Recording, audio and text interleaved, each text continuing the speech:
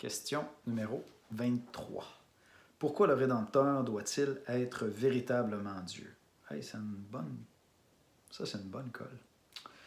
Afin que sa nature divine rende son obéissance et sa souffrance parfaite et efficace, et également pour qu'il soit capable de subir la juste colère de Dieu contre le péché et de triompher malgré cela de la mort. Je dois dire, avant de mettre mon petit grain de sel dans tout ça, qu'il faut que vous lisiez ce livre-là absolument. Peut-être d'autres livres aussi dans ma bibliothèque, mais celui-là définitivement. Écoutez, simplement pour le commentaire de Jean Chrysostome, je ne vais pas prendre le temps de le lire, mais c'est absolument délicieux, c'est excellent. Mais je vais attirer votre attention sur le commentaire de Pierre, puis je vais commenter après très brièvement. Pierre Constant répond: « Le fait que notre Rédempteur soit véritablement Dieu répond enfin à notre plus grand besoin, celui d'être pardonné de nos péchés. » Voici ce qu'il dit.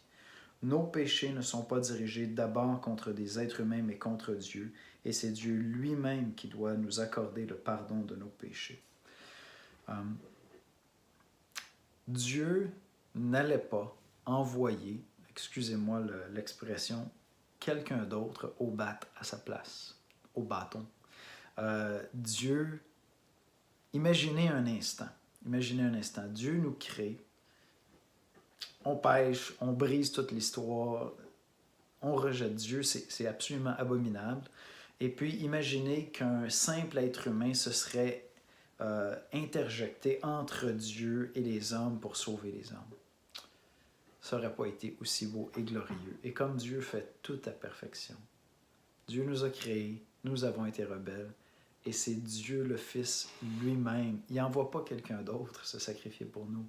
C'est lui qui vient le faire parfaitement homme, donc il peut prendre notre place, mais parfaitement Dieu, parce qu'il n'enverra jamais quelqu'un d'autre faire le travail à sa place.